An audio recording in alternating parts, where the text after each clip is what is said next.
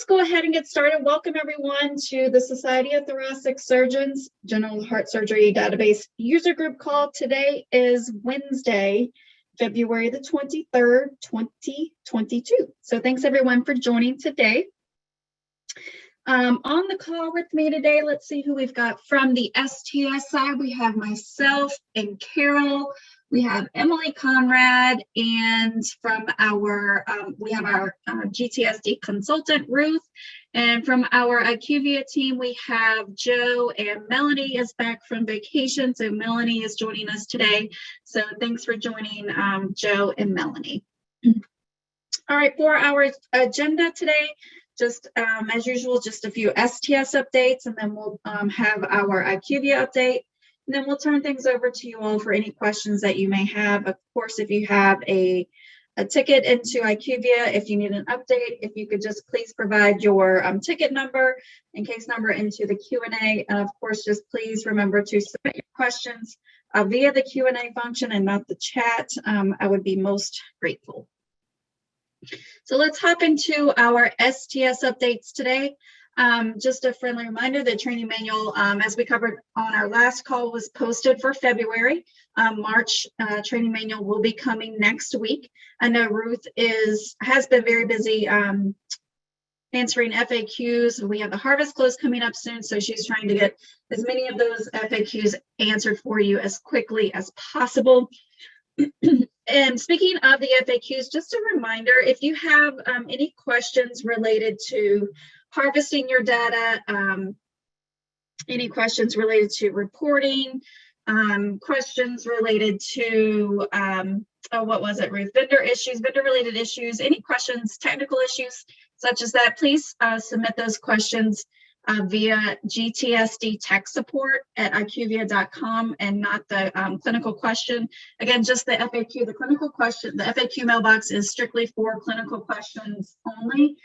Any other type of questions, if you could submit those to GTSD at tech support, GTSD tech support at IQVIA.com. If you're not sure whom to contact with your issue, please just reach out to me directly and I can get you in touch with the appropriate staff.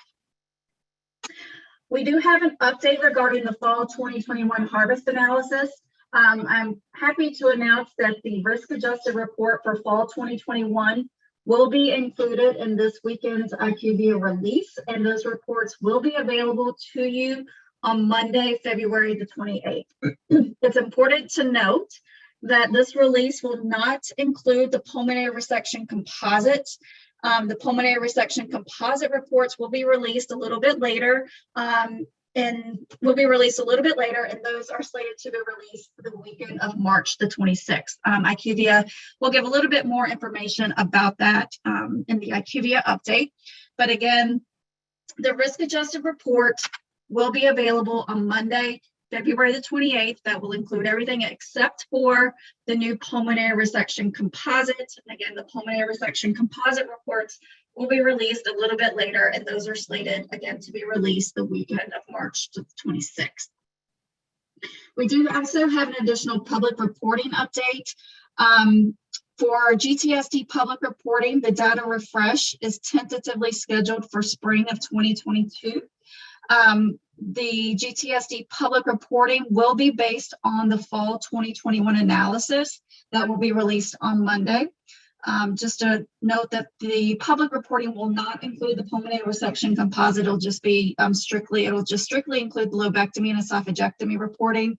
If you have any questions regarding public reporting, please contact Sydney Clinton. And I have included her email address here, and she can be reached at sclinton@sts.org. And again, for any public reporting related questions, please reach out to Sydney directly, and she can get those answered for you. We will be sending a formal communication. I think Jane and I are planning on getting that out by the end of this week regarding the release of the fall 2021 report, as well as adding additional information about the public reporting data refresh that will be coming this spring. So look for that official communication at the end of this week. So that will be coming soon. Also, just a friendly reminder that the spring 2022 harvest is scheduled to close next week.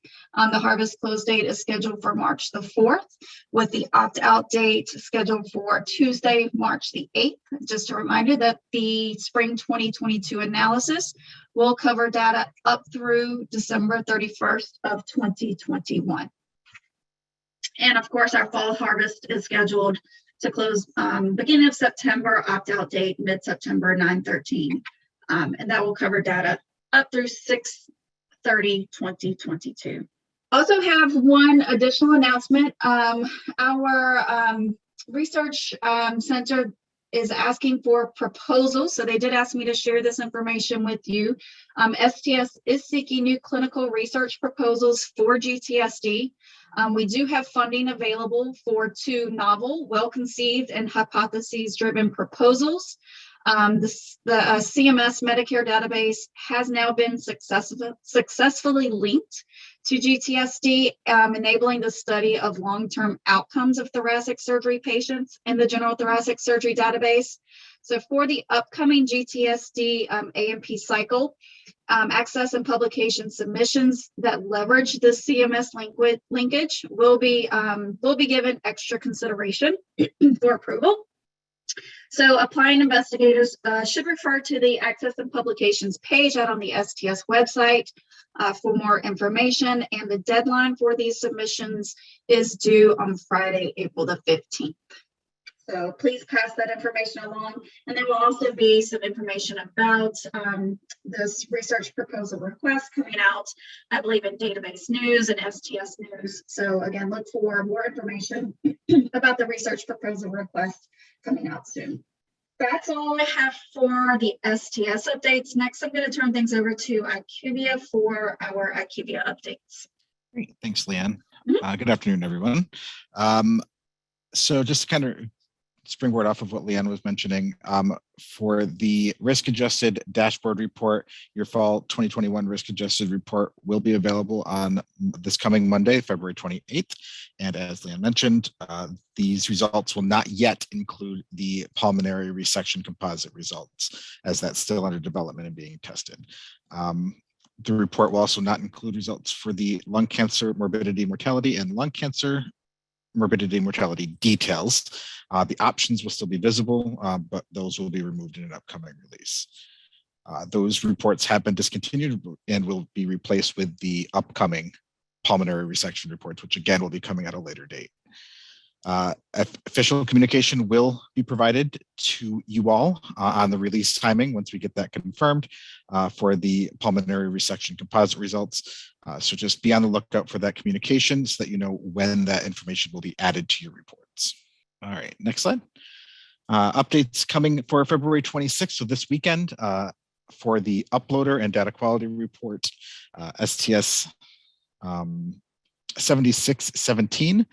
We did receive reports that the missing variable report is in some instances identifying the bleeding requiring reoperation variable as missing, even when values for it were included in the submitted DAT file. So we will be updating the uploader code to resolve that issue for you, and that is this weekend. The following items were moved to March 5th. So that will be the following weekend for the uploader and data quality report, STS 7504. Critical validation checks have been added for non-analyzed cases where the following fields are identified as missing. That would be participant ID, record ID, patient ID, data version, and demographics data version. Oh, that's all of them. All records that are accepted into the database should include data for those variables, whether they are analyzed or not. And then STS 6935, we are seeing errors on the DQR for the mort date variable for cases with a demographics form version prior to when mort date was added, which is any demographics form version prior to version 2.3. So that report logic will be updated and that issue should be resolved on March 5th. On the case form, STS 7238, there's a change in the parent-child relationship to remove the parent field for the mortality date variable. The reason we're doing that is in version 5.21.1, in the data specifications, the mortality date is located on the demographics table, but its parent field, which is hospital discharge status, is located on the operations table. So it's possible that if a patient had more than one operation, there could be conflicting parent values for the child field. And in order to correct that, we're just removing the parent from the mortality date field, making it available to the user for entry. All right, additional updates coming on March 5th. STS 7348 for the missing variable report. The MVR report logic will be updated to flag the MT30 stat variable as missing if the unknown status is selected. In the meantime, you can find information regarding unknown MT30 stat data on the participant dashboard. So until that update goes through, please use your participant dashboard report to identify unknown data for status at 30 days post-surgery. STS 7302, a difference was identified in the denominator count when compared to the participant dashboard. So that is a difference between the missing variable report and the participant dashboard report. And so the filter logic will be corrected to resolve that issue. On the harvest summary report, STS 7734, missing values for the text identification number variable are triggering errors and warnings for direct data entry sites on the harvest summary report. And so that will be corrected. And then for the participant dashboard report, STS 7686, the race documented variable, sequence number 200, is missing on the case form, but not displayed as missing on the dashboard report. So that will be corrected as well. I think that's all. Yep, just our usual reminders that if you did have tickets that you would like an update on, feel free to reach out to us, and we will be reviewing additional items to bring to your attention for our next update. Thanks so much, Joe. Greatly appreciate it. My pleasure. All right. And as mentioned earlier, if you have any questions, again, related to report questions, harvesting questions, what else? Ruth, you had wanted me to point out something else. I can't remember what it was. Custom field questions, any vendor type related questions, again, please just submit those to GTSD tech support at IQVIA.com. And as always, STS and DCR will be looped in as needed. My contact information can be found here. Please reach out to me at ljones@STS. Database operational questions. If you have questions related to your contacts, contracts, participation agreements, same thing as contract, just again, reach out to us at stsdb@sts.org. Mark your calendars accordingly. Our next webinars, our next user group calls are scheduled for March the 23rd and April the 27th. And then our next webinar is our monthly webinar scheduled for March the 9th at 1:30 Central, followed by our April monthly webinar, April 13th at 1:30 Central Time. That's all that I have from STS perspective, IQVIA perspective. I don't see a lot of questions. I see one question so far, but I just want to give you guys a couple of minutes to get any questions submitted. But what I wanted to do for anyone who may not be familiar or familiar with how to use the participant dashboard to look up your missing your unknown for 30-day status. Again, since that information is not included in the MVR, I did, wanted to point out to please, just to remind you that you can locate this missing information in the participant dashboard. So what I'm going to do is I'm going to select a time period that will cover this spring 22 harvest. So we'll look at January 1, 2019 up through, we'll go to December 2021, December 31st. We'll apply parameters, but I need to select the procedures. So since the procedures that I included in the percent missing thresholds are your esophageal and lung cancer, I'm going to select those two procedures. Hit the apply parameters. All right, so to find this missing information for MT30 stat as well as discharge status, you would just click on the discharge report, And then you could scroll down here, discharge status. You would just look at your missing. There are no missing here for this participant. So you would check your missing for discharge status, and I'm sorry, discharge status. And then for status at 30 days after surgery, you would want to look at the percentages that you have for unknown and missing here. So since the unknown is not being included in the missing variable report, I would again encourage you all to utilize the participant dashboard to look for that information. Again, you can see that here at status at 30 days after surgery on the discharge report, report here. And again, look at your unknown and missing percent. And just a reminder, you can't have more than 2% missing for these variables in order to be eligible for the composite measures. So again, just be sure and utilize this participant dashboard report for that unknown variable for status at 30 days. Melanie, did you all have anything to add there? No, that's okay. Exactly. Yep.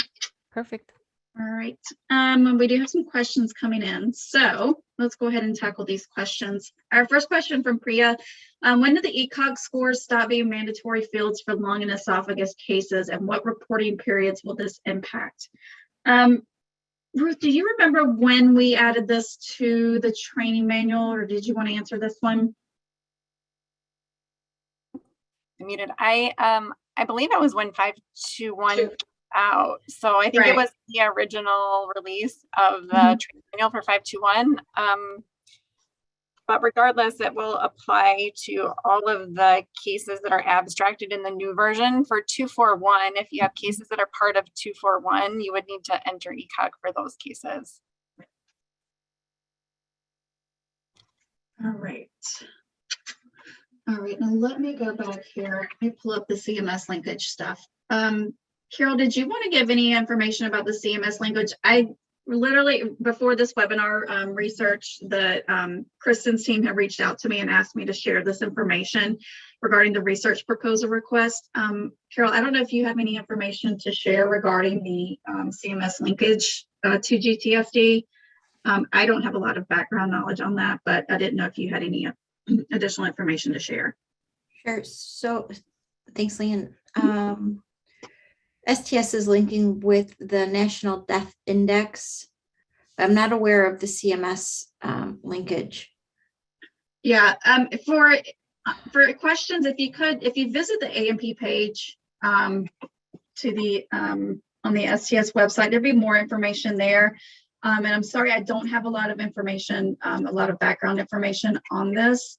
Yeah, my guess is that they can do, if researchers were interested in doing a proposal for long-term outcomes, they would be able to do that with the CMS patients. That's a limited population, usually patients over 65, and those who have strictly Medicare, not patients who have, I believe the CMS data set does not have the Medicare Advantage patients. Those are excluded from that database, but the CMS strictly Medicare, Medicaid patients will be in there. So I guess if you wanted to submit a proposal for a study that looks at CMS linked data, you would be able to do that. And Emily just put a link. Thank you so much, Emily. Emily just put a link into the chat box for the A&P page. And at the bottom of that, if you scroll down to the bottom here, let me just pull this over. It would make a lot more sense if I just did that. So Emily did, again, provide a link to the STS A&P research program page. So if you scroll down here, there's a link for Kristen Mathis. She can answer all of your questions related to this request for proposals. So if you could just contact Kristen directly, and again, she would be able to give, Melinda, she would be able to give you a lot more information about this upcoming proposal request from our A&P committee. I'm sorry, I don't have a lot more knowledge about that, but again, they'll be sending a formal request from STS Communications for marketing coming soon. Tina, what is the status of this harvest issue? I assume you're talking about below. Cig smoking is blank grayed out since the new field history of substance abuse is none.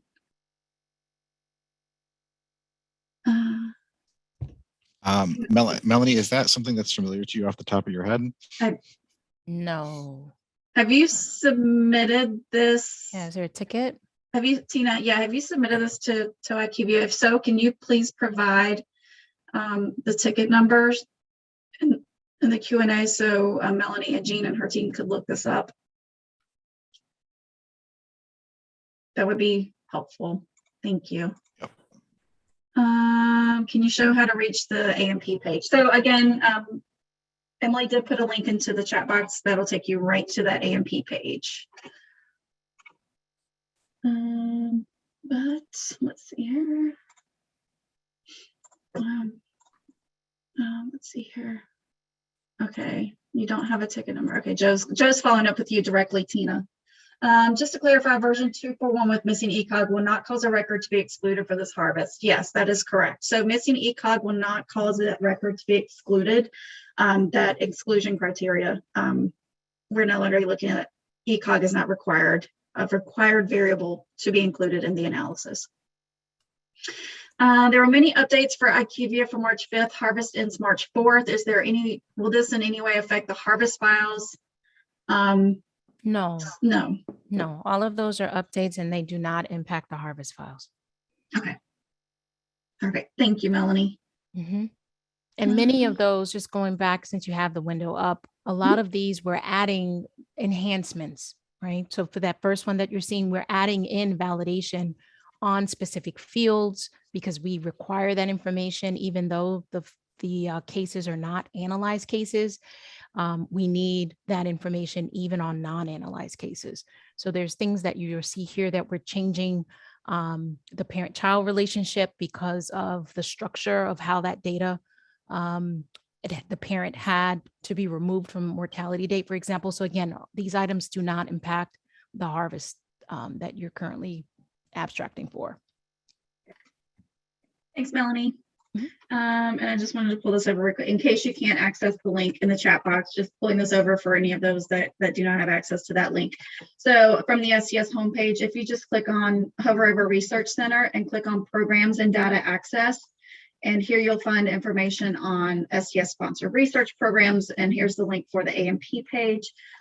Here you also have information about externally funded research programs, the PUF file, and minor data requests. So if you click on this link for AMP, and again, this is the Access and Publications Research Program where this research proposal request is coming from.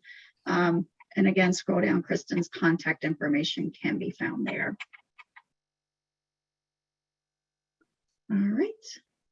And thank you, Tina. You forwarded the email. Are we receiving star ratings for lobectomies for lung cancer? Yes.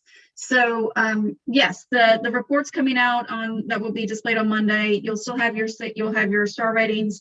You still have the lobectomy for lung cancer, esophagectomy, and then the new pulmonary resection composite is being added. So now instead of the 2 composite ratings, we're adding the pulmonary resection. So moving forward, we'll have 3 composite ratings.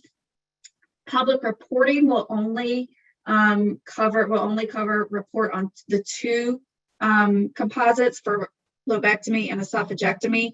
Since the pulmonary resection composite is new, that we need to get a couple of reporting rounds with the pulmonary resection data and the new composite, and then that will be added to public reporting. Obviously, participants will have to consent for the pulmonary resection composite, so that'll all be updated in due time. But as of right now, we have in the report coming out Monday, we'll have the pulmonary resection, we'll have the lobectomy composite, the esophagectomy composite, and then the pulmonary resection composite reports will follow at a later release. As IQVIA stated, they are in the process of still finishing up those reports and doing testing and getting those available for release. And again, public reporting will only cover esophagectomy and lobectomy composite. Let's see here. I'm having the same issues. Okay, for Elizabeth, I'm having the same issue as stated above. Fields showing missing, but those particular fields are not included or have been modified in 521. Is this a known issue? Case number, I don't know, Melanie or Jean, if you want to, if you could refer to that ticket number for Beth, for Elizabeth. Okay, yes, we'll be pulling that up. Okay, thank you. Anything else that I may have missed? Also, I know on the last call, someone had inquired about surgeon worksheets, and I do know Ruth is working hard on those and she's getting those completed. So those will be coming soon as well. We appreciate your patience. It's a lot of work. I know Ruth is putting in a lot of work regarding the surgeon worksheets and getting these, all of these questions answered prior to the harvest close. So yes, Mary, an official email will be going out regarding public reporting and getting consent for the pulmonary resection. Again, it'll be probably another year before we start publicly reporting that pulmonary resection composite. So we'd have to have a couple of cycles of that data being reported in the analysis report before we publicly report it. So in due time, as we get closer to moving forward with the pulmonary resection being included in public reporting, an email will come out from STS and updated consents will go out for the pulmonary resection composite. So again, we're looking at about a year time frame from now. So that will not be coming out immediately, but it will be coming out down the road again as we get closer to going live with that pulmonary resection composite. So Whitney, this pulmonary resection reporting only pertain to pulmonary resections for primary lung cancer or all pulmonary resections. All of this information will be included in the overview coming out, will be posted. I believe it includes all, right, Carol? I can't honestly, Whitney, I don't have the criteria right in front of me, but all of that will be included in the analysis overview, just how we have all the criteria. So the pulmonary resection is primary lung cancer. Right, okay. Yeah, it will be primary. Sorry, I had to Okay. reread the question. Yeah. And I guess it had to be, it will be primary lung cancer. Primary, yeah, 7543. Yeah. And I'm looking, STS 7543. I was just looking to see if it was included here in these updates, but Melanie, do you guys know, or Joe, do you have any update on 7543? I don't remember what that issue is. I don't know if that was an enhancement request or I'm not sure. And while Melanie's looking that up, Ruth put a question in the chat box asking about if you can, she says, is it okay to enter date of death if it is after 30 days? We've gotten several questions about how it's handled in analysis. So it is okay if you want to enter date of death after 30 days. They will look at, analysis will look at the OR date and the date of death. And I want to see on, I just want to make sure there's no parent on that date of death field. There is a parent. It's, you would have to change it to discharged alive, died after discharge. Okay, so yeah, so that should be okay. And then, so you would just change that. And then when it goes into analysis, it would look at your OR date and your date of death. And if it's greater than 30 days, then it would not include that as an operative mortality. Thank you, Carol. You're welcome. Barb says, concerns records with the opposite situation. All right, Melanie's. I'm gonna put, it Okay. was actually resolved with another ticket number. So I'll provide the information. Perfect. Thank you, Mel. Thanks, Barb. All right. Thank you, Carol and Ruth. All right. Let's see. Not getting any more questions. Just kind of stall a little bit. I'm definitely not going to sing for you guys. Don't worry. Yes, he answered one part of her question, but not the other. Okay, I don't know what. Okay, Joe's following up with you, Elizabeth. I'm sorry, I can't see his response, so I don't know what Joe was answering. So I apologize.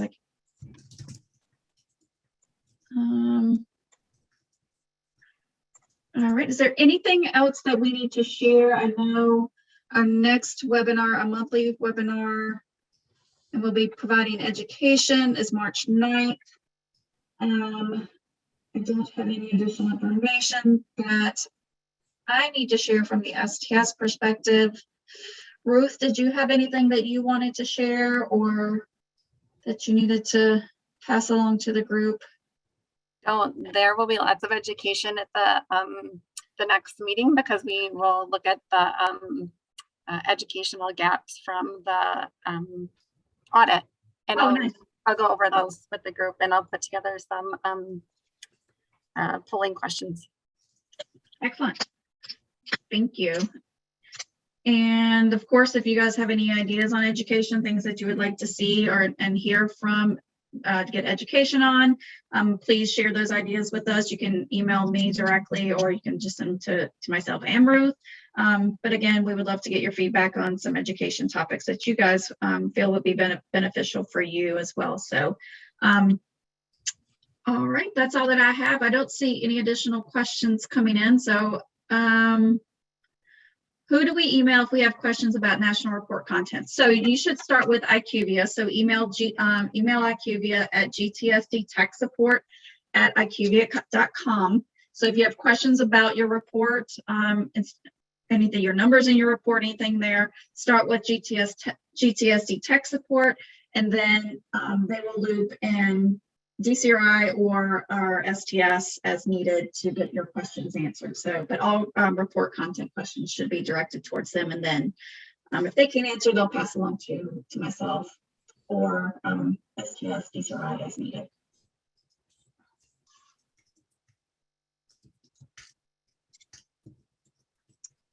Okay. And of course, if you're not sure who to contact, just reach out to me. And you can reach me at ljones@sts.org. Okay. All right. You're welcome. Happy to help. All righty. That's all that I have. This will end a little early today. Thank you everyone for joining. We appreciate it. And we will see you all on March the 9th for our monthly webinar. Thanks, everyone. I hope you guys have a great day. Thanks, Mel, Joe, Jean, Carol, Ruth, Emily. I appreciate it. Great. Thanks, Leanne. Thanks, Thanks, everybody. everyone. Y'all have a Bye. great day.